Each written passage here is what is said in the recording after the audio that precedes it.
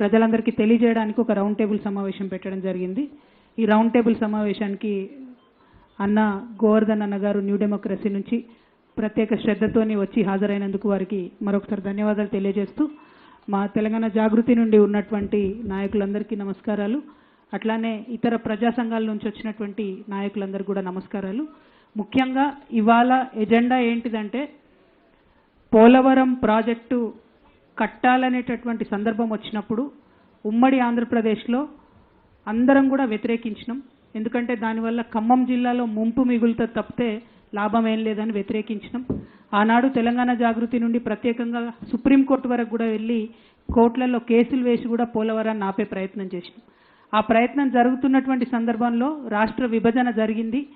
తర్వాత ఆంధ్ర ప్రాంత ప్రజలకు నీళ్లు రావాలనేటటువంటి ఉద్దేశంతో పెద్దలందరూ కూడా రాష్ట్ర విభజన చట్టంలో పోలవరం ప్రాజెక్టుకి జాతీయ హోదానిస్తూ, పోలవరం ప్రాజెక్టుకి డబ్బులు కూడా కేంద్ర ప్రభుత్వం 90% ఇవ్వాలని చెప్తూ, దాంతోపాటు 136 ముంపు గ్రామాలను కూడా విభజన చట్టంలో భాగంగానే ఇవ్వడం జరిగింది. అక్కడి వరకు బాగానే ఉంది, అందరు కూర్చొని ఒప్పుకున్నారు. ఆ 136 గ్రామాలకు సంబంధించి ముందే ఇచ్చేసినాం విభజన చట్టంలో. కానీ అన్యాయం, అసలు అన్యాయం ఎక్కడ ప్రారంభమైందంటే, కేంద్రంలో నరేంద్ర మోదీ గారి ప్రభుత్వం వచ్చింది, ఇక్కడ మనకు కొత్తగా తెలంగాణ రాష్ట్రం వచ్చింది 2014లో. మొట్టమొదటి క్యాబినెట్ మీటింగ్ నరేంద్ర మోదీ గారు పెట్టిన దాంట్లో ఫస్ట్ క్యాబినెట్ మీటింగ్ 2014లో ఒక ఆర్డినెన్స్ తీసుకొని వచ్చిండ్రు. ఇది ఒక ఆర్డినెన్స్ తీసుకొని వచ్చిండ్రు. అప్పుడే రాష్ట్ర విభజన జరిగింది. అప్పటికే 136 గ్రామాలు ఇచ్చేసినాం. కానీ చాలా అన్యాయంగా ఒక 2-3 రోజుల్లోనే పార్లమెంటు ప్రారంభం అవుతుంది అనంగా మొదటి పార్లమెంటు సమావేశాలకు ముందుగానే బీజేపీ తొలి క్యాబినెట్లో ఈ ఆర్డినెన్స్ తీసుకొచ్చి 7 మండలాలను అన్యాయంగా ఆంధ్రప్రదేశ్కి అప్పచెప్పడం జరిగింది. ఎందుకోసం 7 మండలాలను అప్పచెప్పిండ్రు? ఈ 7 మండలాలు మొత్తం ముంపు మండలాలు కూడా కావు. ఈ 7 మండలాలతో పాటు 460 మెగావాట్ల మన లోవర్ సీలేరు పవర్ ప్రాజెక్టును కూడా ఆనాడు అన్యాయంగా ఆంధ్రప్రదేశ్కి అప్పచెప్పడం జరిగింది. అదంతా కూడా విభజన చట్టం స్ఫూర్తికి వ్యతిరేకంగా, కేవలం ఆనాడు ఎన్డీఏలో చంద్రబాబు నాయుడు గారు అలయన్స్ పార్ట్నర్గా ఉన్నారు కాబట్టి బ్యాక్డోర్ పాలిటిక్స్ చేసి ఆనాడు అన్యాయంగా ఈ ఆర్డినెన్స్ తీసుకురావడం జరిగింది. మేము 2014లో అప్పుడే గెలిచి ఎంపీలుగా అక్కడికి వెళ్ళి మొట్టమొదటిసారి పార్లమెంట్లో మేము గలం విప్పి మాట్లాడింది కూడా ఈ 7 మండలాలను కలపడం అన్యాయము, ఇది ఖచ్చితంగా వెనక్కి తీసుకోవాలి, ఇది ప్రజాస్వామ్య స్ఫూర్తికి వ్యతిరేకము, రాజ్యాంగంలో ఉన్న ఆర్టికల్ 3కి వ్యతిరేకము, పార్లమెంట్లో చర్చ జరగకుండా ఒక రాష్ట్రం యొక్క సరిహద్దులను ఎట్లా మారుస్తారని చెప్పి చాలా తీవ్రంగా కొట్లాడే ప్రయత్నం చేసినాం. కానీ ఆనాడు కూడా వాళ్ళకు మెజారిటీ ఉండే, వాళ్ళ మాటనే చెల్లుబాటు అయింది. మన 7 మండలాలు ఆంధ్రాలో కలపడం జరిగింది. ఆ తర్వాత కేసీఆర్ గారు వెంటనే బంద్కు పిలిపించిండ్రు. రాష్ట్ర వ్యాప్తంగా ముఖ్యమంత్రిగా ఉండి ఆయన బంద్కు పిలిపించిండ్రు దీనికి వ్యతిరేకంగా. అయినా కేంద్రానికి కనీసం చీమగుట్టినట్టు కూడా లేదు. ఆ తర్వాత అనేక విధాలుగా భద్రాచల ప్రాంతాన్ని డెవలప్ చేయాలని ప్రయత్నం చేసినాం. అన్నిటికన్నా పెద్ద సమస్య ఇప్పుడు ఈ 5 గ్రామాల నుండి వచ్చినటువంటి సోదరులు జే సంపత్ గారు భద్రాద్రి డెవలప్మెంట్ ఫోరము, భీమ్రావు రామ్జీ గారు భద్రాచలం తెలంగాణ జాగృతి అసెంబ్లీ కన్వీనర్ గారు, డి బాలకృష్ణ గారు 5 గ్రామ పంచాయతీల సాధన సమితి, ఏ సత్యనారాయణ గారు గుండాల నుండి వచ్చినటువంటి లాయర్ గారు, గొల్లపల్లి శివ గారు 5 గ్రామాల సాధన సమితి, రాసాల నర్సయ్య గారు 5 గ్రామ పంచాయతీల సాధన సమితి. ఈ మిత్రులందరికీ ప్రత్యేకంగా వందనాలు తెలియజేస్తున్నా. ఎందుకంటే కేసీఆర్ గారు ప్రయత్నం బాగా చేసిండ్రు. పోలవరం ప్రాజెక్ట్ ఎప్పుడైతే వాళ్ళు కెపాసిటీ పెంచుకుంటూ, స్పిల్వే కెపాసిటీని పెంచుకుంటూ పోతున్నారో, 36,000 క్యూసెక్లకు పర్మిషన్ ఉన్నదాన్ని 36 లక్షల క్యూసెక్లకు పర్మిషన్ ఉన్నదాన్ని 50 లక్షల క్యూసెక్లకు వాళ్ళు పెంచుకుంటూ పోతున్నారో, ఆ నిల్వ ఉన్న నీళ్లు వెనక్కి తన్నడం ప్రారంభమైనాయి.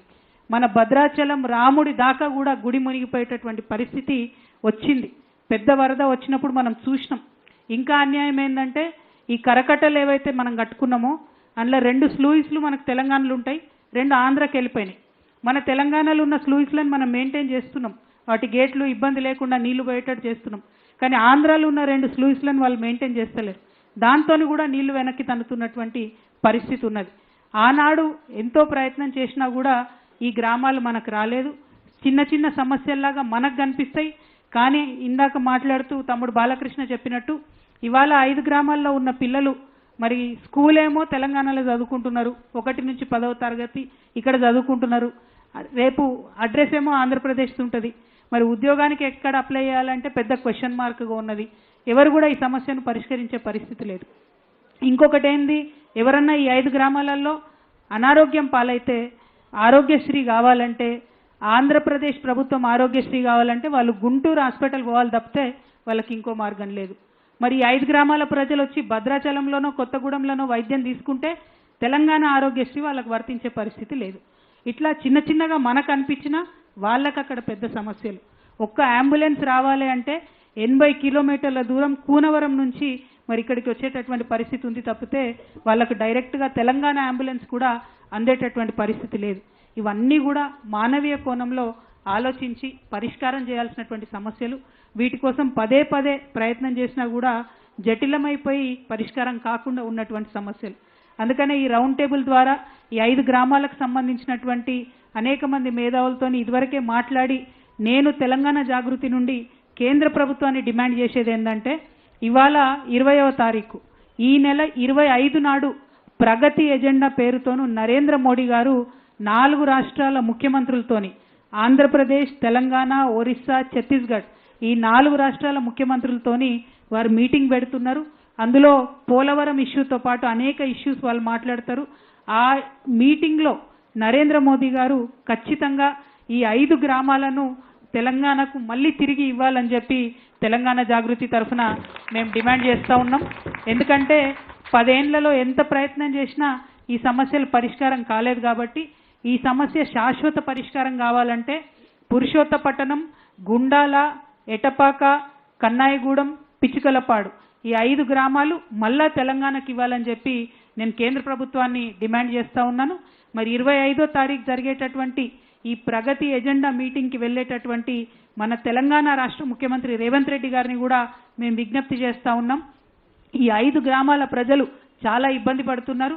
కాబట్టి తెలంగాణ రాష్ట్ర ముఖ్యమంత్రిగా మీరు ఈ 5 గ్రామాలను వెనక్కి తీసుకొచ్చే విధంగా కేంద్ర ప్రభుత్వం మీద ఒత్తిడి తీసుకురావాలని చెప్పి నేను ముఖ్యమంత్రి గారిని డిమాండ్ చేస్తూ ఉన్నాను. అదేవిధంగా మరి ఇప్పుడు కరకట్టలు ఏవైతే ఉన్నాయో నిన్న కూడా మేము మళ్ళీ ఒకసారి కూర్చొని ఇంజనీర్ల పరిధిలో ఆలోచన చేయడం జరిగింది.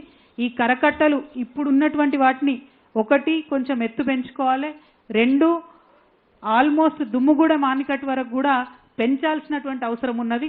అట్లా పెంచితేనే ఈ 5 గ్రామాల ప్రజలకు ఫ్యూచర్లో కూడా రక్షణ ఉంటుంది. లేకపోతే ఏ ఒక్క సంవత్సరం అన్నా వరద ఎక్కువ వచ్చినట్టయితే డైరెక్ట్గా ఈ గ్రామాల రెవెన్యూలన్నీ కూడా భూములన్నీ కూడా మునిగిపోయేటటువంటి పరిస్థితి ఉంది. కాబట్టి దీని మీద కూడా రాష్ట్ర ప్రభుత్వం చాలా సీరియస్గా ఆలోచన చేయాలని చెప్పి నేను కోరుతా ఉన్నాను.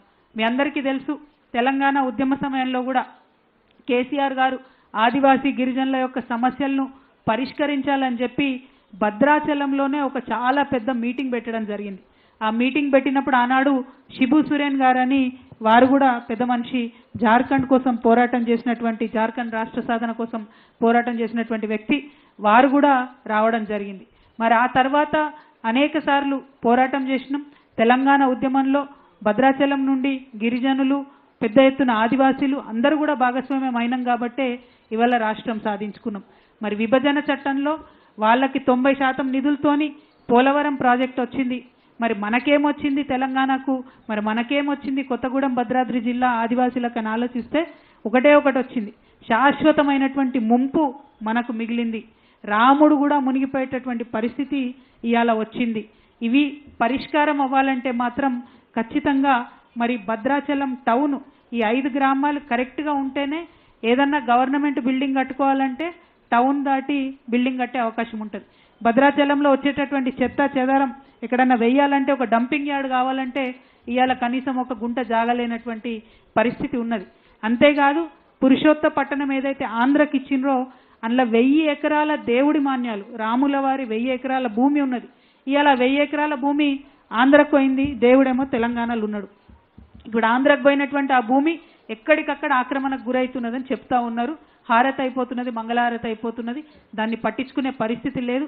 ఇవాళ ఆంధ్రప్రదేశ్ ప్రభుత్వాన్ని కూడా నేను డిమాండ్ చేస్తూ ఉన్నా, పురుషోత్తపట్టణం ఏదైతే ఆంధ్రలో కలపబడిందో మరి అందులో ఉన్నటువంటి 1000 ఎకరాలు భద్రాద్రి రాముడి మాన్యం ఏదైతే ఉందో దాన్ని తక్షణం ప్రొటెక్ట్ చేయాలి. ఆక్రమణలకు గురి కాకుండా రక్షణ కల్పించాలని చెప్పి ఆంధ్రప్రదేశ్ ప్రభుత్వాన్ని కూడా నేను డిమాండ్ చేస్తూ ఉన్నాను. మరి ఆనాడు మీ అందరికి కూడా తెలుసు, పార్లమెంట్లో మాట్లాడింది కేవలం తెలంగాణ బదులుగా బీఆర్ఎస్ పార్టీ నుండి మేమే మాట్లాడినాం.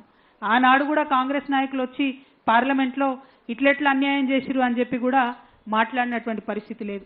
మరి అధికారంలోకి వచ్చిన తర్వాత చంద్రబాబు నాయుడు గారిని రిపీటెడ్గా, జగన్మోహన్ రెడ్డి గారు ఉన్నప్పుడు కూడా రిపీటెడ్గా కేసీఆర్ గారు కోరినరు. ఈ రెండు రాష్ట్ర ప్రభుత్వాలు కలిసి జాయింట్ సర్వే చేయాలి, మునిగిపోయేటటువంటి ప్రాంతం ఏంటి అని అడిగితే అధికారుల స్థాయిలో వాళ్ళు ఒప్పుకున్నారు, కానీ ముఖ్యమంత్రుల స్థాయిలో ఎన్నడూ కూడా ఒప్పుకోవడం జరగలేదు. అంటే ఆంధ్రాలో చంద్రబాబు నాయుడు గారు ఉన్నా, జగన్మోహన్ రెడ్డి గారు ఉన్నా మన ప్రాంతానికి నష్టమే జరుగుతుంది తప్పితే లాభం జరగడం లేదు. కాబట్టి మళ్ళీ ఒకసారి డిమాండ్ చేస్తున్నాం, మీరు పోలవరం ఇప్పటికే మీకు దాదాపు 30,000 కోట్ల రూపాయల వరకు కేంద్ర ప్రభుత్వం నుంచి నిధులు వచ్చింది, వేగవంతం చేస్తూ ఉన్నారు మీరు మీ యొక్క పనులను. ఇవి చేసేటటువంటి క్రమంలో 19,000 కోట్ల పైగా ఇప్పటికే నిధులు వచ్చినాయి. ఈ సంవత్సరం ఇంకా 7,000 కోట్లు ఇస్తామని చెప్తుంది కేంద్ర ప్రభుత్వం. అంటే పనులు వేగవంతమవుతుంది. ఈ పనులు వేగవంతమయ్యేటటువంటి క్రమంలో నేను డిమాండ్ చేస్తూ ఉన్నాను, జాయింట్ సర్వే ఖచ్చితంగా ముంపు కోసం జరగాలి. జరిగితేనే మనకు ఖచ్చితంగా ఇక్కడ ఉండేటటువంటి గ్రామాలకు న్యాయం జరిగేటటువంటి ఆస్కారం ఉంటుందని చెప్పి మేము డిమాండ్ చేస్తున్నాం. ఇక్కడ మన హైదరాబాద్లోనే ఉంటుంది కృష్ణా గోదావరి బేసిన్ ఆర్గనైజేషన్ అని ఉంటుంది. అందులో పోలవరం ప్రాజెక్ట్ అథారిటీ ఉంటుంది.